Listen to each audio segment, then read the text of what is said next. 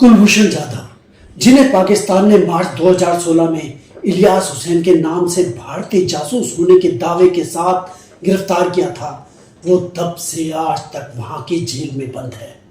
पाकिस्तान का दावा है कि कुलभूषण जाधव बलूचिस्तान में चल रही आतंकवादी गतिविधियों में शामिल रहे थे और ये भारत की खुफिया agency research and analysis wing यानी रॉ के कर्मचारी हैं। इसी दावे के आधार पर पाकिस्तानी सेना की अदालत में कुलभूषण जाधव पर मुकदमा चला और इस अदालत ने उन्हें फांसी देने का फैसला दिया। अब कुलभूषण जाधव रॉ के एजेंट थे या नहीं, ये समय के साथ आज दुनिया के सामने आने लगा है कि कुलभूषण को फांसी की सजा देने की असली कहानी वो नहीं है जो पाकिस्तान दुनिया को कहता आया है।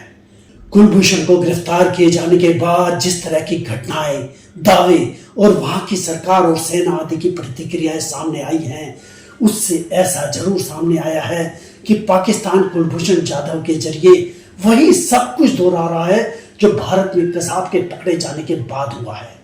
पाकिस्तान ने हर कदम पर भारत की नकल करने की कोशिश की है। जो भी रिएक्शन भारत ने कसाब के मामले में आया, वही रिएक्शन पाकिस्तान ने कुलभूषण पर देकर भारत को हर बार यही मैसेज देने की कोशिश की है कि तुम अगर हमारे साथी कसाब को फांसी पर लटका सकते हो तो हम भी तुम्हारे कुलभूषण जाधव के साथ वही सब कर सकते हैं। जिस तरह तुम कसाब के जरिए पूरी दुनिया में पाकिस्तान को आतंकिस्तान कह कर बदनाम करते आए हो, उसी तरह हम भी कुलभूषण के जरिए भारत को बदनाम कर सकते हैं। पाकिस्तान की तो कोशिश थी कि भारत ने जो काम 4 सालों में कसाब के साथ किया, हम वही उन्हें 2 सालों में करके दिखा सकते हैं। जिसमें फर्स्ट फर्क रहा तो टाइमलाइन का। भारत ने 27 नवंबर 2008 को कसाब को गिरफ्तार किया और 21 नवंबर 2012 यानी 4 सालों के अंदर कसाब को फांसी पर लटका दिया, जबकि कुलभूषण जाधव इसके 4 साल बाद पाकिस्तान के अनुसार 2016 में पकड़ा गया। लेकिन सबसे बड़ा फर्क अगर दोनों केसेस में रहा है तो वो दुनिया और भारत के रिएक्शन का, क्योंकि यही वो मोड़ है जो पाकिस्तान की सेना ने योजना बनाते हुए कभी सोचा नहीं था, जिसने पाकिस्तान की सेना और आईएसआई के मंसूबों पर फिलहाल तो पानी फेर दिया है। दोनों केसेज में ऐसी कई सिमिलरिटीज हैं जो चीख चीख कर कहती हैं कि कुलभूषण जाधव को फांसी तक पहुंचाने के पीछे पाकिस्तान की सेना और आईएसआई का असल मंसूबा सिर्फ और सिर्फ भारत से कसाब का बदला लेना था और कुछ नहीं। किसी बड़े भारतीय खुफिया या सेना के अधिकारी को गिरफ्तार करने और उसे फांसी के फंदे तक पहुंचाने का ख्वाब पाकिस्तान की सेना और आईएसआई 21 नवंबर 2012 के उसी दिन से देखने लगी थी जब भारत में कसाब को फांसी पर लटकाया गया था। वैसे पाकिस्तान के इस सपने की बैक स्टोरी उस दिन शुरू हो गई थी जिस दिन 26/11 के हमले के बाद मुंबई पुलिस कसाब को जिंदा पकड़ने में कामयाब हुई थी, जिसके बाद अकेले जिंदा पकड़े गए कसाब ने भारत को पाकिस्तान की योजना के इतने सबूत दे दिए थे जो बाकी के 7 मुर्दा आतंकवादी भी नहीं दे पाए थे। मुंबई पुलिस के नामी पुलिस इंस्पेक्टर रमेश मोहाले ने बातों ही बातों में कब कसाब से उसके सब राज उगलवा लिए थे, इसका तो खुद अजमल कसाब को भी एहसास तक नहीं हो पाया था। अजमल कसाब का इकरार एक कबूलनामा सीएसटी रेलवे स्टेशन पर लगे कैमरे में कैद हुई जिंदा कसाब और उसके आतंकवादी साथी इस्माइल की करतूत, सैटेलाइट 4 पर पाकिस्तान से चाचा सलाउद्दीन के साथ रिकॉर्ड हुई आतंकवादियों की बातचीत, जिसके बाद भारत ने इन सभी सबूतों को दुनिया भर के कई देशों की सरकारों के साथ साथ संयुक्त राष्ट्र महासभा में भी साझा करके डोजियर सौंपकर पाकिस्तान और आतंकिस्तान का असली चेहरा दिखाया। जबकि पाकिस्तान को अपने नाम से ज्यादा फिक्र अपने जिंदा पकड़े गए आतंकी कसाब की थी, जबकि भारत ने इस आतंकवादी को भी अपना पक्ष रखने का पूरा मौका दिया। उसे सरकारी खर्चे पर वकील दिया गया।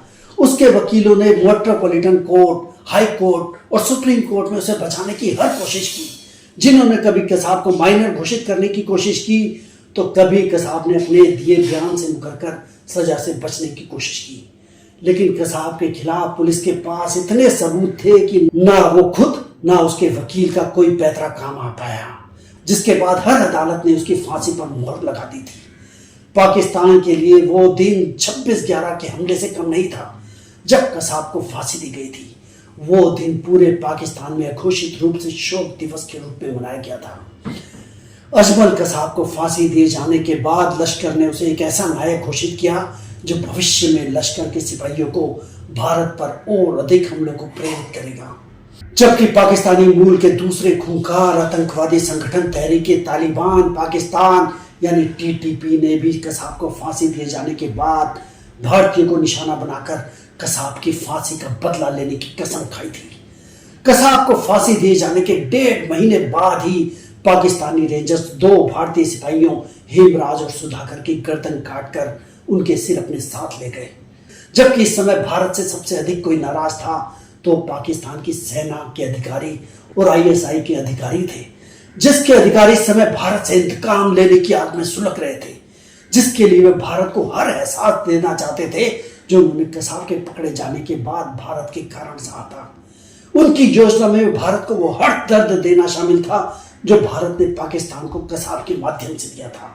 अपने उद्देश्य को पूरा करने के लिए पाकिस्तानी सेना और आईएसआई को सरगर्मी से किसी ऐसे शख्स की तलाश थी जो भारतीय सेना या खुफिया संस्था में बड़े पद पर हो, जिसे फांसी पर चढ़ाने से भारत को वही दर्द हो जो भारत ने उन्हें कसाब को फांसी पर चढ़ा कर दिया था। ऐसे में उन्हें ईरान में काम कर रहे कुलभूषण जाधव के बारे में जब पता चला तो उन्हें अब अपने इंतकाम के लिए वो नाम, वो चेहरा और वो शख्स भी मिल गया जिसकी उन्हें सरगर्मी से तलाश थी। कुलभूषण जाधव एक भारतीय नौसेना अधिकारी थे जो समय से पहले रिटायरमेंट लेकर ईरान के बंदर अब्बास और चाबहार बंदरगाहों में कार्गो का अपना बिजनेस करने लगे थे। पाकिस्तान में आईएसआई को जब उनके बारे में पता चला तो आईएसआई ने जैश उल आदिल, जो कि ईरान का ही एक उग्रवादी संगठन है, उसकी मदद से उन्होंने उसका अपहरण किया और उसे पाकिस्तान में लाकर गिरफ्तार कर लिया। और यहीं से पाकिस्तान के कसाब के इंतकाम की पटकथा भी शुरू हो गई। भारत में जिस तरह कसाब का पकड़े जाना बहुत बड़ा मुद्दा बना था, उसी तरह पाकिस्तान की मीडिया ने भी कुलभूषण को तो जैसे रॉ का सबसे बड़ा जासूस और पाकिस्तान का मोस्ट वांटेड आतंकी घोषित कर दिया। आईएसआई ने पाकिस्तान की मीडिया को भर भर कर सनसनीखेज झूठी खबरें बनाकर दी और पाकिस्तान की मीडिया ने उसे पूरे जोश से पाकिस्तान को ही नहीं बल्कि दुनिया को भी वैसे ही दिखाने की कोशिश की जैसी खबरें दुनिया भर में कसाब को लेकर कुछ साल पहले चली थी। 8 साल पहले भारत ने कसाब को दिए बयानों और सबूतों के आधार पर पाकिस्तान को आतंकिस्तान साबित करने की कोई कसर नहीं छोड़ी थी। अमेरिका जैसे दुनिया के हर बड़े देश को ही नहीं बल्कि संयुक्त राष्ट्र संघ में भी पाकिस्तान की करतूतों का डोजियर सौंपा था। बिल्कुल यही काम आईएसआई और पाकिस्तान सरकार के जरिए उसकी सेना ने किया। उन्होंने भी कुलभूषण जाधव केस के आधार पर अमेरिका, ब्रिटेन, ईरान सहित कई देशों के साथ साथ संयुक्त राष्ट्र में भारत की जासूसी संस्था रॉ की गतिविधियों का डोजर दिया। उनके दिए सबूतों में सबसे अहम था कुलभूषण जाधव का दिया गया बयान। जाधव ने वीडियो कबूलनामे में स्वीकार किया था कि भारतीय खुफिया एजेंसी रॉ ने पाकिस्तान को अस्थिर करने में शामिल थी। उन्होंने यह भी स्वीकार किया कि वो भारतीय नौसेना के अधिकारी थे और रॉ के इशारे पर पाकिस्तान में काम कर रहे थे, जहां उनका कवर नाम हुसैन मुबारक पटेल था, जिसे भारतीय एजेंसियों के लिए कुछ खुफिया जानकारी जुटाने के लिए लिया गया था। वीडियो में जाधव ने माना कि उसने ईरान के चाबहार बंदरगाह से पाकिस्तान के खिलाफ एक गुप्त अभियान शुरू किया था, जिसके लिए वे अनुसंधान और विश्लेषण विंग के संयुक्त सचिव अनिल गुप्ता से निर्देश प्राप्त करते थे। उन्होंने यह भी स्वीकार किया कि रॉ बलूचिस्तान विद्रोह के लिए बलूच अलगाववादियों को धन दे रहा था। कुल मिलाकर कुलभूषण जाधव के इस कबूलनामे में लगभग वो सभी तथ्य थे जो कभी कसाब के इकरार कबूलनामे में सामने आए थे। बस फर्क इतना था कि कसाब के इकरारनामे में पाकिस्तान पर आरोप लगे थे तो जाधव के इकरारनामे में भारत पर। इसी इकरारनामे का हवाला देते हुए बाजवा ने कहा, जाधव की गतिविधियां राज्य प्रायोजित आतंकवाद से कम नहीं थी, लेकिन वो भूल गए कि जहां कसाब के कारनामों की गवाही मुंबई पुलिस के पास सीएसटी रेलवे स्टेशन पर लगे कैमरों तक में दी थी, वहीं पाकिस्तान के पास ऐसा कोई सबूत नहीं था। और फिर पाकिस्तान की सेना ने इकरारनामे का जो भी वीडियो जारी किया वो काफी काट छाट करके दिखाया गया था। और फिर अब तक दुनिया भी देख चुकी थी कि आतंकी किस तरह टॉर्चर के डर से अपहतों के मन मुताबिक बात रिकॉर्ड करवा लेते हैं। खैर, जिस तरह कसाब पर भारत में मुकदमा चलाया गया वैसा ही पाकिस्तान की सेना ने भी किया, लेकिन यह पाकिस्तान थोड़ी हेरा फेरी कर गया। उसे पता था कि शायद वहां की अदालत कुलभूषण के खिलाफ दिए सेना के बनाए सबूतों को नाकाफी कह दी। और फिर पाकिस्तान को तो जल्दी से जल्दी कुलभूषण जाधव को फांसी पर चढ़ाकर देश की जनता को दिखाना था कि उन्होंने भारत से कसाब को फांसी पर चढ़ाने का बदला ले लिया है। इसीलिए पाकिस्तान की सेना ने यह केस आम अदालत में नहीं बल्कि सेना की अदालत में चलाया था। और तो कुलभूषण को अपना कोई वकील तक नियुक्त करने का मौका भी ना मिले, इसके लिए लाहौर हाई कोर्ट की बार एसोसिएशन ने अपने सभी वकीलों को कुलभूषण जाधव का केस न लड़ने के लिए वार्निंग तक दे दी थी। और सेना की अदालत में ही कुलभूषण पर बिना कोई वकील दिए मुकदमा चला। कसाब का केस भले ही मेट्रोपॉलिटन अदालत, हाई कोर्ट और सुप्रीम कोर्ट तक ही नहीं गया बल्कि राष्ट्रपति तक उसकी देय याचिका गई, जिसके रिजेक्ट हो जाने के बाद ही कसाब को फांसी दी गई। लेकिन कुलभूषण के मामले में एक ही साल में उन्हें फांसी पर चढ़ाने का सेना की अदालत ने आदेश भी दे दिया, जिसके बाद तुरंत ही कुलभूषण जाधव को फांसी पर चढ़ा भी दिया जाता अगर भारत की नई सरकार हस्तक्षेप नहीं करती। पाकिस्तान को तो यही आशा थी कि पहले की सरकारों की तरह उस समय की भारत सरकार भी कुलभूषण जाधव के मामले में अपना पल्ला झाड़कर साइड हो जाएगी और कह देगी कि कुलभूषण जाधव से उनकी सरकार का कोई वास्ता नहीं है या जाधव ने जो किया उसका भारत सरकार से कोई लेना देना नहीं है। लेकिन नई सरकार ने ऐसा बिल्कुल नहीं किया। भारत सरकार ने पहली बार अपने किसी नागरिक को फांसी की सजा दिए जाने के खिलाफ पाकिस्तान में बचाने का हर प्रयास किया जो एक शक्तिशाली देश की सरकार को करना चाहिए। भारत सरकार कुलभूषण जाधव को बचाने के लिए अंतर्राष्ट्रीय अदालत तक इस केस को लेकर गई, जहां अंतर्राष्ट्रीय अदालत में पाकिस्तानी जज को छोड़कर बाकी सभी 15 जजों ने माना कि पाकिस्तान ने इस केस को सही से डील नहीं किया है। अंतर्राष्ट्रीय नियमों के अनुसार हर आरोपी को अपना वकील नियुक्त करने का मौका मिलना चाहिए, जो कुलभूषण जाधव को नहीं मिला है।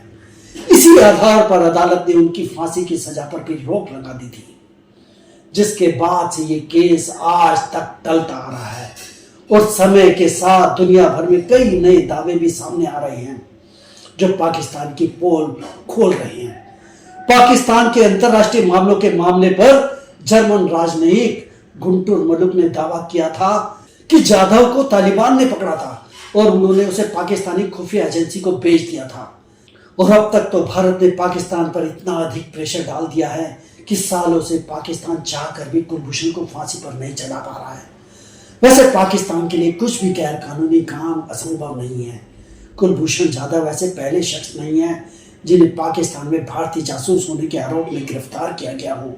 सुरजीत सिंह, कश्मीर जैसे कई जासूस करीब 30 से 35 साल तक वहां की जेलों में बंद रहे हैं, तो सरबजीत और रविंद्र कौशिक जैसे कई भारतीय युद्ध बंदियों और नागरिकों को तो पाकिस्तान की ही जेल में अलग अलग तरीकों से मार डाला गया है, जिनमें से कई लापता भारतीयों की तो गिरफ्तारी से ही उसने इनकार कर दिया था। अब कुलभूषण जाधव के मामले में तो वक्त ही बताएगा क्या भारत का प्रेशर काम आएगा। क्या कुलभूषण जाधव आजाद होकर भारत लौटेंगे या फिर कुलभूषण जाधव भी सरबजीत सिंह की तरह पाकिस्तान की अंधी नफरत का शिकार होकर ही भारत वापस आ पाएंगे। तो दोस्तों, ये थी आज की कहानी। यहीं तक। अगली कहानी में आपसे फिर मुलाकात होगी। यदि आपको यह वीडियो पसंद आया तो आप इसे शेयर और लाइक कर सकते हैं। यदि आपने अभी तक इस चैनल को सब्सक्राइब नहीं किया है तो कृपया करके सब्सक्राइब कर लें। अलविदा।